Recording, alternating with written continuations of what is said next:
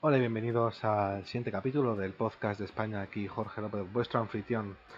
Y bueno, pues por fin vamos a terminar en lo que viene siendo la media. Por fin, ya es un tema menos que tenemos que estudiar. Y pues bueno, lo único que nos queda es decir, la política, la economía y la sociedad de los reinos cristianos y las distintas instituciones que tenía cada reino. Vale. Vamos a empezar. Primero, la política de los reinos cristianos. Cuando hablamos de los reinos cristianos, de la política tal, hay que diferenciar entre dos siempre. Entre Castilla y entre Aragón. Eh, Navarra la dejamos ahí un poquillo de lado. Entonces, Castilla y Navarra tenía una gran diferencia eh, eh, en su forma de gobernar. Los dos eran monarquías, pero principalmente la diferencia que había era que el gobierno de Castilla era más autoritario, o sea que el rey tenía más poder, y el rey de Aragón era más pactista. Es decir, que no tenía o sea que si el grado de poder del rey de Castilla está aquí, el de los nobles está aquí, un poquito más para abajo. Bueno, bastante más para abajo. Pero si estás en Aragón, el rey tiene este poder y los nobles tienen este poder. Es decir, que prácticamente en Aragón el rey es como un noble más y tiene que como que dejar más a la hora de las negociaciones. ¿Cuáles eran esas negociaciones? Pues esas negociaciones eran las cortes. Principalmente se usaban las cortes en tema de política. Las cortes, en las cortes se juntaban el rey, los nobles, el clero y los burgueses. Eh, con o sea, el rey mandaba, o sea, el rey mandaba pedir esas cortes y que principalmente la función que tienen es pedir dinero para pagar las guerras, para pagar las distintas guerras. En Castilla estaban las cortes y en Aragón estaban las cortes de Aragón, las cortes de Castilla, digo las cortes de Aragón, la costa de Aragón, las cortes de Valencia, las cortes de Cataluña, de Cataluña, las cortes de Cataluña y las cortes de Mallorca. O sea que tenían cortes para distintos territorios. Eh, por eso el rey tiene que dividirse tiene que, bueno, no se divide él, sino que tiene que mandar a personas de confianza del rey eh, para que hagan su función, que esos son los virreyes, pero eso ya entraremos indagaremos en ello en otro tema. Eh, bueno, pues es básicamente la función de las cortes era pedir dinero. En el tema de la economía, pues básicamente la economía era una sociedad, era una sociedad feudal. O sea, una sociedad feudal, ¿qué significa? Pues que está el noble, que el noble tiene sus tierras y que esas tierras trabajan los campesinos, que ellos trabajan para el señor a cambio de protección. Eh, esos, esos territorios, esos territorios pueden estar en control de los estamentos privilegiados. O sea, y tienen distintos nombres, depende de quién controla el territorio. Si lo controla el rey, el territorio se llama realengo. Si el territorio es un noble, el territorio es de un noble, depende de qué condecoración tiene el noble, si es conde, duque, marqués, se va a llamar el territorio un nombre adecuado, como el ducado, el condado, el marquesado. Eh, si es el clero, pues puede ser regular o secular. En lo regular pues están las abadías, por ejemplo, y de secular están los obispados y los arzobispados. Eh, bueno, también como vimos en el tema anterior, los campesinos también, o sea, forman una pequeña minoría, pero los campesinos también tenían control de sus propias tierras. Pero estaban por la zona eso de Asturias y no era la gran mayoría, sino era una pequeña minoría debido debido a las presuras.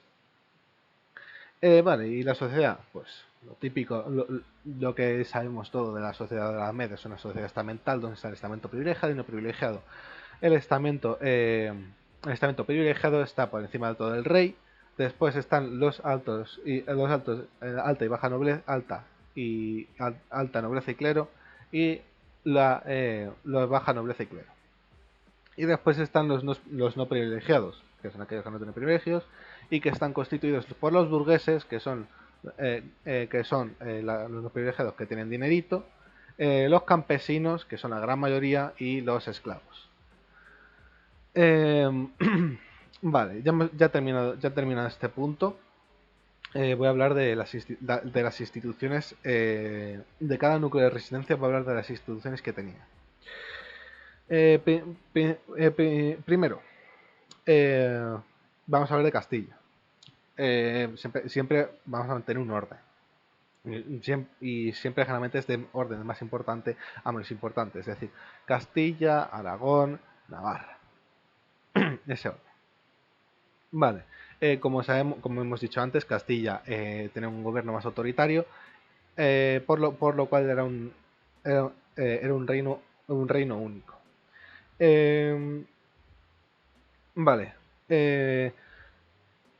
Porque el rey hizo un ordenamiento que se llama el ordenamiento de Alcalá. Entonces, gracias a eso, hizo que el rey hizo como que el rey fuera lo mismo que la ley, o sea que el rey fuera la ley y que lo único que importaba era su opinión. Eh, pero de ese ordenamiento de Alcalá, o sea, tras ese ordenamiento de Alcalá, tiene que organizar cómo mantener ese poder. Entonces, creó distintas instituciones, las instituciones estatales y las instituciones locales. De las instituciones estatales, pues las cortes, como todos. El Consejo Real, que el Consejo Real era un grupo de personas cercanas al rey, las cuales le aconsejaban en distintas labores de gobierno. Después está la Real Hacienda, que actúa como la Hacienda bueno, de forma parecida a la Hacienda que tenemos actualmente. Y después las audiencias, que las audiencias también son reuniones para aconsejar al rey, pero ese consejo viene del clero. Y después por la parte de las instituciones locales, eh, hay dos, los regidores y los corregidores, que tienen más o menos la misma función, pero hay una pequeña diferencia. La función de estos eh, es mantener controlado el número de fuegos de un pueblo. ¿Qué es el número de fuegos? El número de fuegos es el número de familias. Pues un pueblo tener X fueros, 30 fueros. Entonces, cuanto más personas haya, más dinero se necesita para para financiar ese pueblo, para que haya comercio y ese tema. Por lo que a más más fuegos, más dinero que lleva hacia el pueblo. Entonces puede haber cierta corrupción. Entonces por eso están los corregidores y los regidores. ¿Qué la diferencia entre ellos dos? Es que los corregidores están en el territorio en sí y los regidores es una persona de cercanía del rey que va al territorio. Vale, ahora hablando de Aragón. Aragón, pues es un gobierno más débil en forma de autoridad, eh, por lo que tiene que dejar más a los nobles a la hora, por ejemplo, de las cortes. Las instituciones que tienen, las cortes, lo que he dicho antes.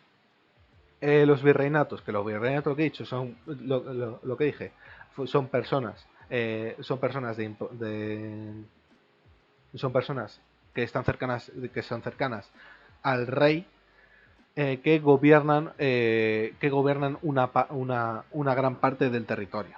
Que ese método se utilizaría más cuando lo que viene siendo el imperio español, que llevará a América, y pues esa zona estará gobernada por virreinatos.